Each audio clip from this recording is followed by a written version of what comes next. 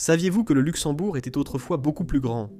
Aujourd'hui, le Luxembourg est l'un des plus petits pays du monde, avec seulement environ 2500 km². Mais cela n'a pas toujours été le cas. Entre 1659 et 1839, le Luxembourg a connu 3 grandes partitions territoriales qui ont réduit considérablement sa taille d'origine.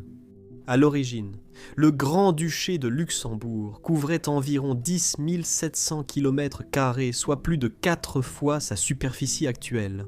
À peu près de la taille du Liban moderne, qui reste un petit pays, mais d'une taille respectable.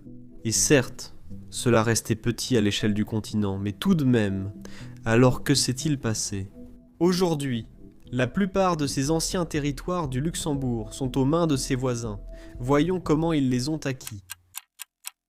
Le Luxembourg a connu 3 partitions en 1659, 1815 et 1839.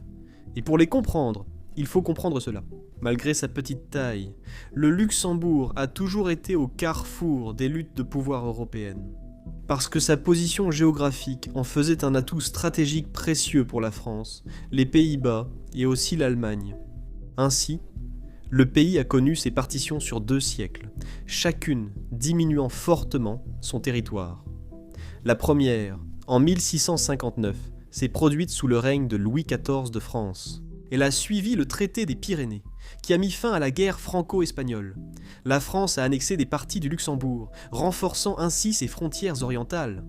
Le Luxembourg a cédé à la France des villes fortifiées clés et près de 1000 km², soit environ 10% de son territoire. C'était un effort plus large de la France pour étendre et sécuriser ses frontières, en tirant parti de barrières naturelles. La deuxième partition a eu lieu en 1815 après la défaite de Napoléon. Cela s'est passé pendant le congrès de Vienne. La carte de l'Europe était redessinée, et pour satisfaire la Prusse, le Luxembourg a perdu 2280 km², soit un quart de sa superficie. Ces territoires se trouvent aujourd'hui en Allemagne et en Belgique. En fait, certaines des régions cédées à l'Allemagne à l'époque font maintenant aussi partie de la Belgique.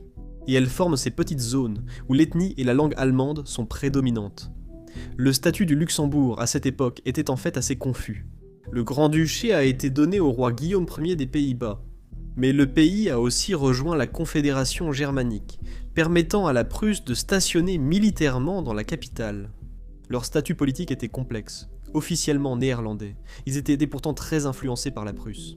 La partition la plus importante a eu lieu en 1839 après la Révolution belge de 1830, lorsque leur voisin, la Belgique, qui était également à l'époque sous domination néerlandaise, a décidé qu'ils voulaient être indépendants, partiellement parce qu'ils étaient catholiques, contrairement aux Néerlandais protestants, mais aussi pour d'autres raisons. La population francophone de l'ouest du Luxembourg a rejoint le soulèvement contre la domination néerlandaise, se rapprochant ainsi de la nouvelle nation belge. Le traité de Londres a réglé le conflit en divisant le Luxembourg, dont la partie ouest est devenue une région belge appelée aussi Luxembourg.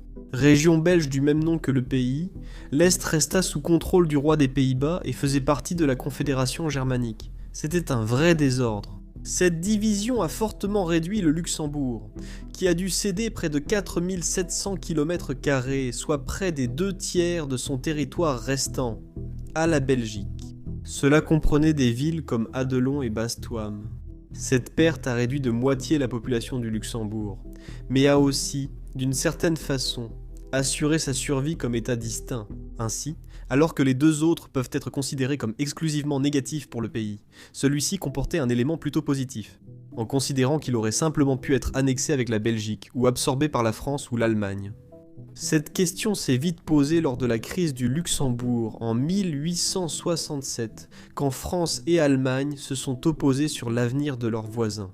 Napoléon III voulait acheter le Luxembourg au roi des Pays-Bas, accord d'abord accepté, puis contesté par Bismarck, le chancelier prussien. Sous la pression de l'opinion publique allemande, le conflit a failli tourner à la guerre, poussant les grandes puissances européennes à intervenir. La crise fut résolue à la conférence de Londres de 1867, qui déclara le Luxembourg définitivement neutre. Les troupes prussiennes partirent, et l'indépendance totale des Néerlandais fut obtenue quelques années après. Par guerre, accords diplomatiques et influence des grandes puissances, Le Luxembourg est devenu la cité-État qu'il est aujourd'hui, partant d'un pays de taille respectable. Mais bon, au moins ils sont toujours indépendants, et ils sont le dernier grand-duché existant au monde.